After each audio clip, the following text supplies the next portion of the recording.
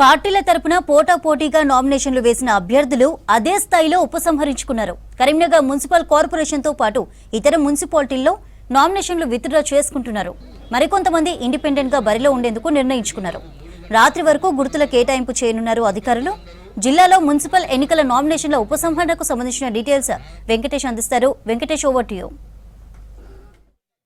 ఎన్నికల నామినేషన్ల ఉపసంహరణ ప్రక్రియ ముగిసింది. కరీంనగర్ జిల్లా కేంద్రంలోని కరీంనగర్ మున్సిపల్ కార్పొరేషన్తో పాటు జిల్లా వ్యాప్తంగా ఉన్న అన్ని మున్సిపాలిటీల్లో కూడా 3 గంటలతో ఈ గడువు ముగిసింది. 3 గంటల లోపు ఎవరైతే ఉపసంహరించేందుకు లోపలికి వెళ్ళారో వాళ్ళందరికీ కూడా ఫామ్స్ తీసుకుంటా ఉన్నారు. చూడొచ్చు, మనం కరీంనగర్ మున్సిపల్ కార్పొరేషన్ దగ్గర ఉన్న ప్రధాన ద్వారాన్ని మూసివేసిన దృశ్యాలు చూడొచ్చు. కొంతమంది ఇప్పుడు ఉపసంహరించుకునేందుకు వచ్చినా కూడా వాళ్ళని లోపలికి ఎంటర్ చేయడం లేదు. ఆల్రెడీ లోపల ఎవరైతే ఉన్నారో వాళ్ళు మాత్రమే డ్రాప్ కావడానికి అవకాశం ఉంది. ఒక కరీంనగర్ మున్సిపల్ కార్పొరేషన్ విషయాలకు వస్తే 66 డివిజన్లకు పెద్ద ఎత్తున నామినేషన్లు దాఖలైనాయి. 1247 సెట్లు నామినేషన్లు వేశారు. పార్టీల తరఫున కాకుండా చాలామంది ఇండిపెండెంట్లు కూడా వేశారు. వాళ్ళందరూ కూడా పార్టీ టికెట్లు ఒక్కొక్క పార్టీకి ఒక్కొక్క అభ్యర్థి మాత్రమే బరిలో ఉండే అవకాశం ఉంది. కాబట్టి పలానా పార్టీ తరఫున ఏదైనా కాంగ్రెస్ కానీ, బీజేపీ కానీ, బీఆర్ఎస్ కానీ, తర్వాత ఎంఐఎం కానీ ఆ పార్టీ పేరుతోటి నామినేషన్ వేస్తే వాటిని ఉపసంహరించుకోవాల్సి ఉంటుంది. ఎవరైతే బీఫామ్ ఇవ్వలేదో వాళ్ళు.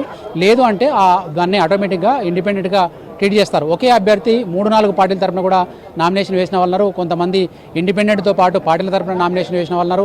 అట్లాంటి వాళ్ళలో వాళ్ళ నామినేషన్ కనుక ఉపసంహరించుకోకుండా ఉంటే వాళ్ళను ఇండిపెండెంట్గా ట్రీట్ చేసే అవకాశం ఉంది. ఇక్కడ చూడొచ్చు, ఇంకా చాలామంది పోటీ చేసి బీఫామ్లు పొందిన వాళ్ళతో పాటు వాళ్ళకు మద్దతుగా ఉపసంహరించేందుకు మున్సిపల్ కార్యాలయానికి వచ్చిన జనాలంతా కూడా చాలా పెద్ద ఎత్తున కనిపిస్తున్నారు. ఉదయం నుంచి కూడా ఇదే తతంగం కొనసాగుతూ ఉంది. ఎవరైతే బీఫామ్ వచ్చిందో వాళ్ళు సంతోషంగా వాటిని సమర్పించి వెళ్తూ ఉంటే, బీఫామ్ రాని వాళ్ళు చాలా నిరాశగా వాటిని పార్టీ ఒత్తిడితోటి వాటిని వెనక్కి తీసుకొని ఉపసంహరించుకొని వెళ్ళిపోయిన సిచ్యువేషన్ కనిపిస్తూ ఉన్నాయి. ఈరోజు ఉపసంహరించుకున్న వాళ్ళు పోగా పార్టీ తరఫున పోటీ చేసిన వాళ్ళకు పార్టీ సింబల్స్ వస్తాయి. మనకు కాంగ్రెస్ అయితే హస్తం గుర్తు, తర్వాత బీఆర్ఎస్ అయితే కారు గుర్తు, ఎంఐఎం అయితే కైట్ గుర్తు, ఇట్లా మనకు ఏ పార్టీకి సంబంధించిన ఆ కార్డు, బీజేపీ అయితే కమలం గుర్తు, ఇట్లా వస్తుంది. మిగతా వాళ్ళు కొంతమంది ఇక్కడ మనకు ఆల్ ఇండియా ఫార్వర్డ్ బ్లాక్ సింహం గుర్తు కోసం కొంతమంది ఆ పార్టీ తరఫున పోటీ చేశారు. తర్వాత బీఎస్పీ ఏనుగు గుర్తు కోసం ఆ పార్టీ తరఫున పోటీ చేశారు. కొంతమంది జనసేన పార్టీ తరఫున కూడా గ్లాస్ సింబల్ కోసం పోటీ చేసిన సిచ్యువేషన్ కనిపిస్తూ ఉంది. ఇవి కాకుండా, అంటే పార్టీ సింబల్స్ కాకుండా మిగతా వాళ్ళందరూ కూడా ఇండిపెండెంట్ గుర్తులు ఏవైతే ఉన్నాయో మనకు గ్రామ సర్పంచ్ ఎన్నికలప్పుడు మనం చూసాం, అట్లాంటి గుర్తులు కేటాయిస్తారు. అదంతా కూడా ఈసారి సరికొత్తగా ఎన్నికల కమిషన్ ఆర్టిఫిషియల్ ఇంటెలిజెన్స్ టూల్స్ సాయంతో ఎన్నికల గుర్తులు కేటాయించబోతా ఉంది. ఇక్కడ క్యాండిడేట్ అన్న ఉపసంహరించుకున్నారా, ఏంది పరిస్థితి మీది?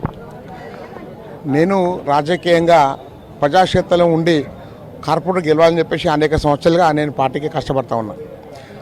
నేను ఏ విధంగా అయితే పార్టీ కష్టపడ్డా ఇక్కడ ఉన్న కార్యకర్తలకు, ప్రజలకు, దాదాపు అన్ని వర్గాల ప్రజలకు, మీడియా మిత్రులకు అందరికీ తెలుసు. నా మీద ఎన్ని కేసులు అయినాయి, నేను ఏ అవినీతి అక్రమాలు ఏ విధంగా పోరాడిన విషయం కూడా అందరికీ తెలుసు. అదేవిధంగా ఇవాళ నా దగ్గర డబ్బులు లేవని చెప్పేసి ఇవాళ నాకు B Pharm, Bharatiya Janata party B form ఇవ్వకుండా ఒక డబ్బులు ₹1,00,00,000 ఉన్న వ్యక్తికి, ఒకటి వేరే టీఆర్ఎస్ పార్టీ నుంచి వచ్చి, అంటే టీఆర్ఎస్ పార్టీలు అన్ని అనుభవించి ఇవాళ వారాలకి వచ్చిన వ్యక్తికి పార్టీ బీఫామ్ ఇవ్వడం జరిగింది. ఇప్పుడు మీరు పార్టీ కట్టుబడి ఉపసంహరించుకున్నారా, లేకుంటే వ్యతిరేకంగా బడిలో ఉంటున్నారు? నేను ఒకటే అండి, నా భావాజాలం ఏంది, హైందవ ధర్మం, అదేవిధంగా దేశ రక్షణ. నా భావాజాలం కనుక్కున్న ఉన్న పార్టీ జనసేన పార్టీ ఉంది. కాబట్టి జనసేన పార్టీ కూడా మా ఎన్డీఏలో మా భాగస్వామ్యమే. ఇవాళ మోడీ గారికి అత్యంత సన్నిహితులు, పవన్ కళ్యాణ్ గారు అత్యంత సన్నిహితుడు. కాబట్టి నేను జనసేన పార్టీ నుంచి నేను నామినేషన్ చివరి నిమిషంలో ఇవ్వడం జరిగింది. నాకు ఎట్లా బీఫామ్ అని చెప్పి పెద్ద మనుషులు చెప్పడం జరిగింది, పార్టీ పెద్దలు. నేను ఎందుకు వెనుక అడిగేస్తా? నా పార్టీ నా డివిజన్ ప్రజలకు వాళ్ళ ఆలోచన మేరకు, వాళ్ళ కోరిక మేరకు, అదే వాళ్ళ సూచన మేరకు కంపల్సరీ ఉండాలి, నువ్వు 80% గెలుస్తావు అని చెప్పేసి వాళ్ళ ఆలోచన మేరకు నేను నామినేషన్ ఇవ్వడం జరిగింది. నేను పార్టీ బీఫామ్ కూడా జనసేన పార్టీ బీఫామ్ ఇవాళ నేను సబ్మిట్ చేయడం జరిగింది. అదేవిధంగా భారతీయ జనతా పార్టీ కూడా తీవ్ర మనోవేదనతో, తీవ్ర ఆవేదనతో, బాధతో ప్రామిస్ చెప్తున్నా కదా, నేను ఇన్ని సంవత్సరాలు పార్టీకి పనిచేసిన. నువ్వు వాస్తవ 7 రోజులు ఇవ్వాలి, దాదాపు వారం రోజులు ప్రతి రోజు ఏడుస్తాను నేను. అయినా కానీ పట్టించుకుని దాకా లేవాలి. మా నాయకుడు కాలు పట్టుకుని ఏడ్చి, అయినా కూడా ఆయన పట్టించుకోలేదు. పార్టీ టికెట్ రాని వాళ్ళు చాలా ఆవేదనతోటి విత్డ్రా చేసుకుని వెళ్తా ఉన్నారు. ఇప్పుడు ఇక్కడ మనకు బీఆర్ఎస్ తరఫున కూడా పార్టీ టికెట్ రాని ఒక మహిళ ఉన్నారు. అమ్మ, ఏ డివిజను, ఏంది మీ పరిస్థితి? మాది 13వ డివిజను, కరీంనగర్ 13వ డివిజను. నా పేరు గంగిపల్లి అంజలి. మేము గత 10-12 ఏళ్ల నుంచి పార్టీలో పనిచేస్తున్నాం.